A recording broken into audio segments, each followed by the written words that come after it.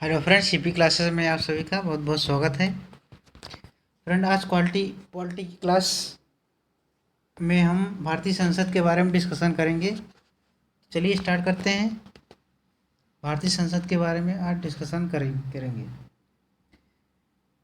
केंद्र में संसदीय स्वरूप की व्यवस्था का उपबंध कौन से अनुच्छेद करते हैं? तो ये दो अनुच्छेद याद रखिएगा, अनुच्छेद 74 और अनुच्छेद 75।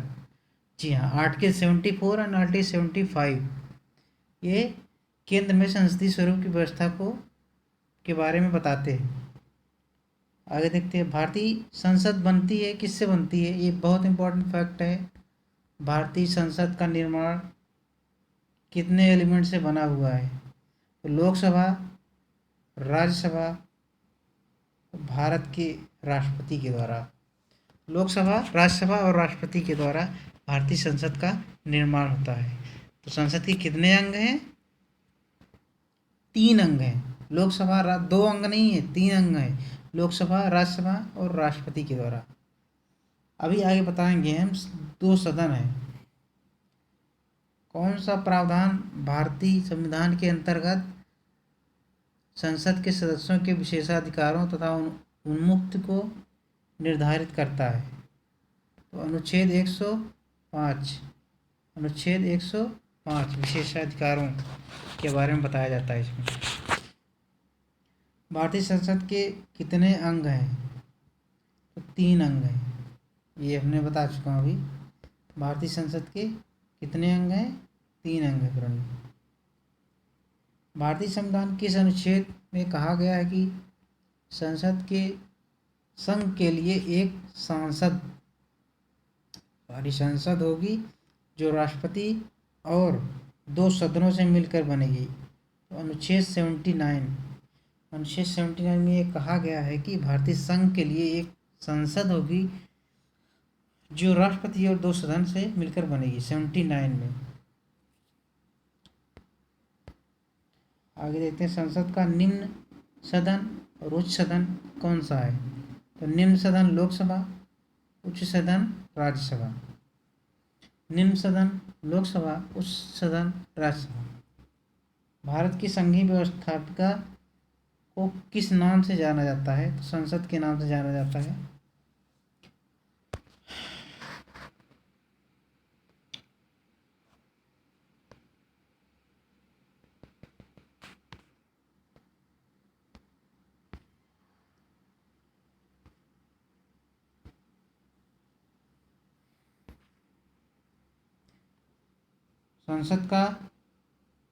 संसद के किस सदन को प्रतिनिधि सभा भी कहा जाता है?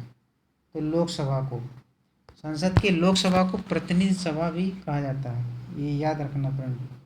संसद का लोकप्रिय सदन कौन सा है? लोकसभा लोकप्रिय सदन भी है और प्रतिनिधि सभा भी इसको कहा जाता है। संसद का स्थायी सदन कौन सा है? तो राज्यसभा। राज्यसभा संसद का स्थायी सदन है। संसद को भंग करने के लिए कौन सक्षम है? राष्ट्रपति। राष्ट्रपति के पास ये पावर होती है, संसद को भंग कर सकता है। संसद के 2 सत्रों के बीच 6 मास का अंतर नहीं होगा, यह किस अनुच्छेद में है? संसद के 2 सत्रों के बीच 6 महीने का अंतर नहीं होगा। हालांकि सेशन 3 होते हैं, लेकिन इन्हीं 2 के बीच में 6 महीने से ज़्यादा का अंतर नहीं हो सकता या 6 माह का अंतर नहीं हो सकता। तो अनुच्छेद 85 में कहा गया है, 85 का में कहा गया है। भारतीय संसद के दोनों सदनों की संयुक्त बैठक किस संबंध में होती है? तो किस संबंध में संयुक्त बैठक बुलाई जाती है? तो साधारण विधेयक के संबंध में। साधारण विधेयक से संबंधित गतिरोध को दूर करने के लिए संसद दोनों सदनों को संयुक्त बैठक कौन बुलाता है? अब ये देखिए, संयुक्त बैठक कौन बुलाता है? तो राष्ट्रपति। साधारण विधेयक में अगर मतभेद है तो उसको दूर करने के लिए राष्ट्रपति संयुक्त बैठक बुलाता है, लोकसभा राज्यसभा की। ठीक। कौन सा अनुच्छेद संसद की राज्य सूची के विषय में विधि बनाने की शक्ति प्रदान करता है? तो अनुच्छेद 249, अनुच्छेद 249 राज्य सूची के विषय में विधि बनाने की शक्ति प्रदान करता है। ठीक, संसद की कार्यवाही सूची में प्रथम विषय होता है। संसद मतलब जब चलने स्टार्ट होती है तो पहला विषय क्या रखा जाता है, तो प्रश्नकाल इसका पहला विषय होता है। इसको हम क्वेश्चन आवर बोलते हैं। कौन सी प्रथा संसद प्रणाली को भारत की देन है, संसदीय प्रणाली की देन है। ये तो शून्यकाल भारत ने आविष्कार किया संसदीय प्रणाली में। भारत की किसी सदस्य की सदस्यता तब समाप्त होती है यदि वह बिना सदन को सूचित किए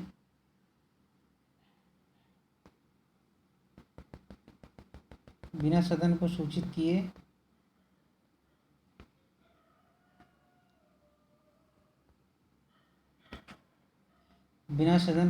किए अनुपस्थित रहता है। तो 60 दिन के लिए अगर वहाँ सदस्य अनुपस्थित है उसकी सदस्यता समाप्त कर दी जाती है। ठीक, सांसदों के वेतन का निर्णय कौन करता है, संसद करती है। सांसद के कुल सदस्य का कितना भाग वैधानिक चैम्बर की मीटिंग बुलाने के लिए गणपूर्ति या कोरम, इंग्लिश में कोरम बोलते हैं, गणपूर्ति है। तो कितने सदस्य होने चाहिए, तो 1/10 1/10 सदस्य होने चाहिए, तभी बैठक बुलाई जाएगी। संसद के दोनों सदनों का 17वां प्रिंट हो गया फ्रेंड, 17वां होगा यहाँ पे, 17 नहीं होगा, 17वां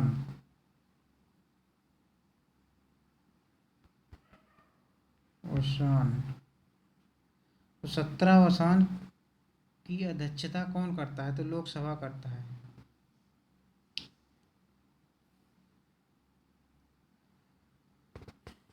भारत की संचित निधि से धन निकालने के लिए किसका अनुमोदन अनिवार्य है, तो भारतीय संसद की।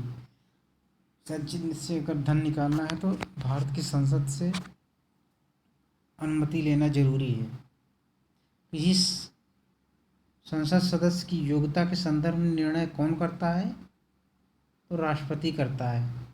कौन सा आधिकारिक दस्तावेज भारत से संबंधित है, श्वेत पत्र भारत से संबंधित है।